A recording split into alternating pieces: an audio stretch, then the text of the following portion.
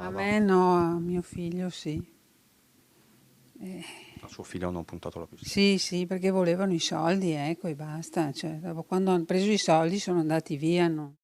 Nessuno al momento può sapere se quella fosse un'arma vera o giocattolo. Quello che è certo è che è stata brandita per incutere timore e arrivare dritti al bottino. Sono le 21:30 circa di sabato sera in questo gruppo di case tra i campi a Fontanellette di Fontanelle. Lenis Baseotto, 65 anni, si trova all'interno della sua abitazione al piano terra con il figlio 35enne. Io ero in cucina, stavo lì e quindi ho sentito un rumore, hanno rotto il vetro. Questione di pochi secondi e qualche metro, la donna cambia stanza per capire cosa è successo, inizia l'incubo.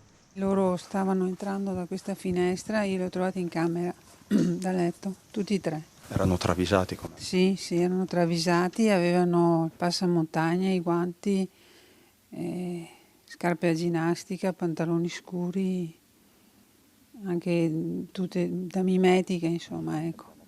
Che accento avevano? Un accento straniero, però non so di preciso di che tipo, se forse dell'est, però non sono proprio sicura. Lenis si trova quindi faccia a faccia con un comando, è lei stessa ad attirare l'attenzione del figlio che accorre, sono attimi concitati e c'è poi quell'arma che incombe su di loro. I tre delinquenti si fanno così consegnare le chiavi di una piccola cassaforte dove si trovano dei contanti e dei monili, ricordi di una vita. E noi siamo stati lì seduti, anche perché c'era uno che ci guardava, ci controllava, quindi si poteva Non fare. vi hanno messo le mani addosso. No, no, no, no, no, no, no, assolutamente no.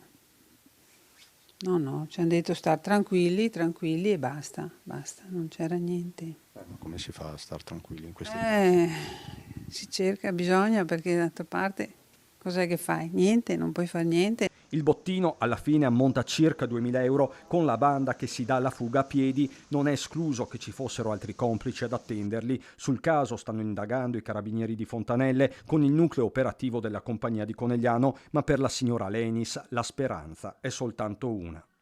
Speriamo che non tornino più che altro, ecco.